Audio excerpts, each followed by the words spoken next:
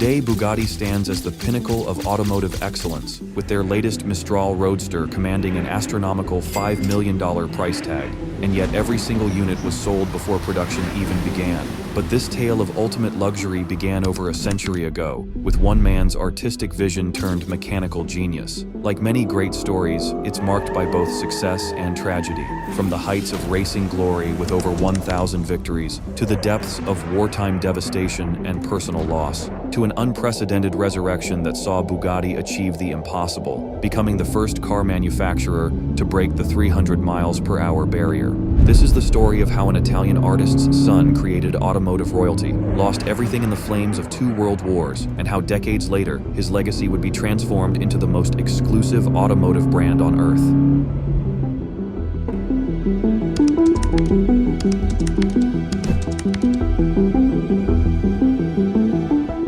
In the artistic heart of Milan, 1881, Ettore Bugatti was born into a family where creativity flowed through generations. His father Carlo was a renowned furniture designer, whose pieces would later sell for over $200,000 at modern auctions, while his grandfather Giovanni had made his mark as a celebrated architect. But young Ettore's genius took an unexpected turn. Instead of sculpting beauty from wood or stone, he found his canvas in metal and mechanics. At just 16, in a moment that would define his future, Ettore performed what became a legendary demonstration. In front of his skeptical father, he methodically disassembled and reassembled a bicycle, proving his mechanical prowess with the same precision his family applied to fine art. This led to his first position at Prinetti and Stucci, where his starting salary was just 1 lira per day, equivalent to roughly $4 in today's money. By 19, in the dawn of the 20th century, Bugatti was already pushing boundaries. While most automobile designs of the 1900s positioned drivers high above the chassis, Ettore's revolutionary approach placed both driver and engine low to the ground, a principle that would become standard in modern racing cars nearly a century later.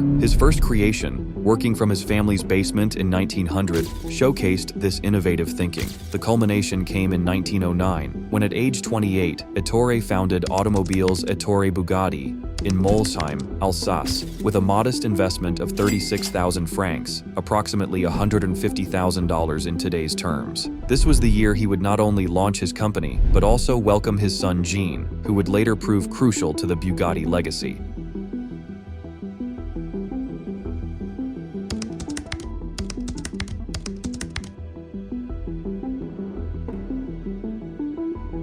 In the golden age of early motorsport, Bugatti transformed from a bold startup into a racing legend.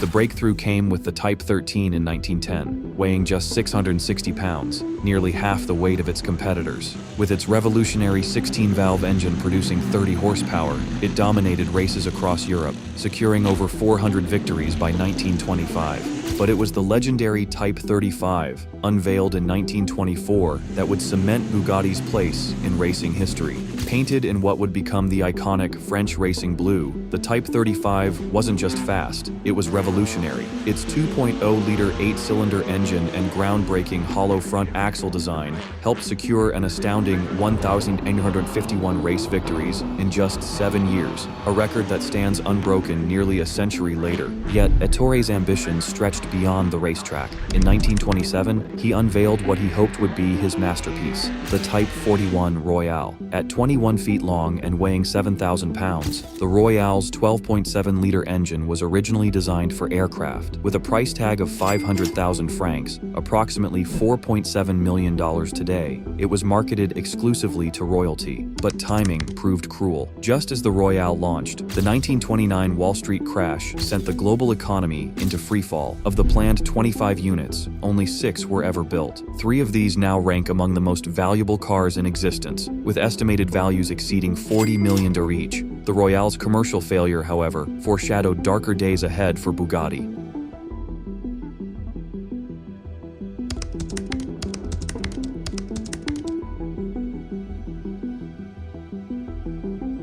The 1930s marked both the pinnacle and the beginning of the end for the original Bugatti dynasty. Despite the Great Depression's grip, John Bugatti, now 27, emerged as his father's brilliant successor. His masterpiece, the Type 57 Atlantic, showcased a perfect fusion of the family's artistic heritage with cutting-edge engineering. Only 4 Atlantics were ever built. Today, one surviving model is valued at over $100 million.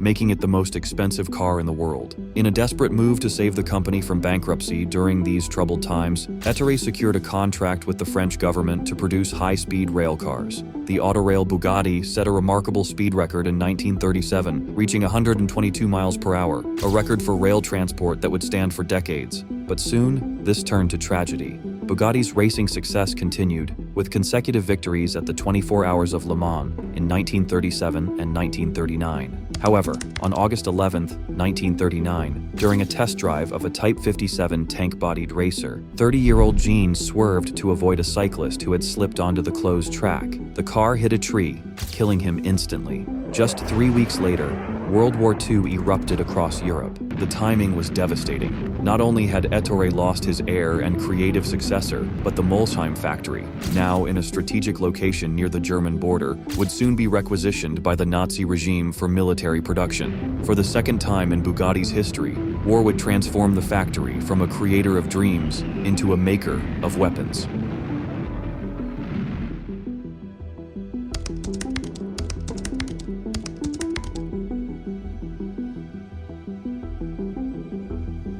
The war years stripped Bugatti of everything its founder had built over 4 decades. By 1940, Ettore had fled to Paris, selling his beloved company for a fraction of its worth, just 150 million francs, approximately $6 million today, to pay mounting debts. The man who once built cars for kings was now designing torpedo boats for survival. Personal tragedy continued to shadow him.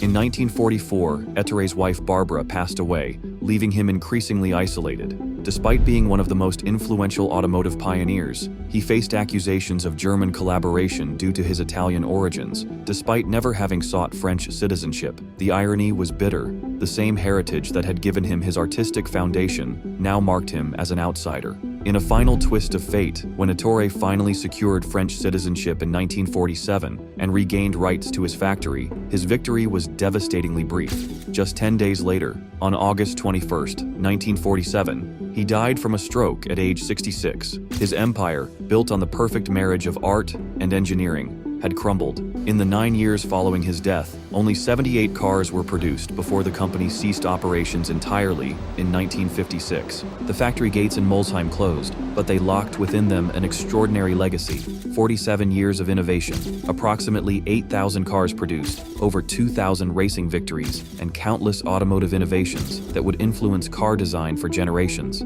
For the next 3 decades, Bugatti would exist only in the dreams of collectors and the memories of racing enthusiasts.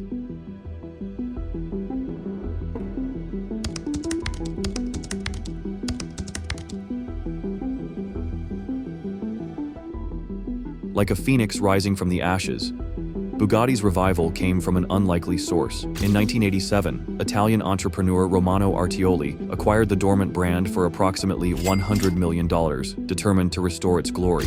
His first creation, the EB110, launched in 1991, served as a bridge between Bugatti's heritage and modern engineering. With a quad-turbo V12 engine and a revolutionary carbon fiber chassis, it achieved 213 miles per hour, briefly becoming the world's fastest production car. But it was Volkswagen Group's 1998 acquisition for $50 million that would truly transform Bugatti. Under their stewardship, the brand accomplished what seemed impossible. The 2005 Veyron 16.4 shattered speed records with its 1,001 horsepower engine, reaching 254 miles per hour. Limited to just 450 units at $1.7 million each, it redefined automotive excellence. The evolution continued with the 2016 Chiron, which became the first production car to break 300 miles per hour. At $3 million per unit, all 500 planned cars were sold before the first delivery. Today, Bugatti's pinnacle is represented by the La Voiture Noire, a one-of-one masterpiece that sold for $18.9 million in 2019, making it the most expensive new car ever produced. In 2024, as Bugatti prepares to deliver its final W16-powered Mistral Roadster at $5 million each, the brand has come full circle. From Ettore's artistic heritage to modern engineering marvels, Bugatti remains what it always was: a fusion of art, engineering, and the relentless pursuit of perfection. Only now, it creates machines that its founder could only have dreamed of.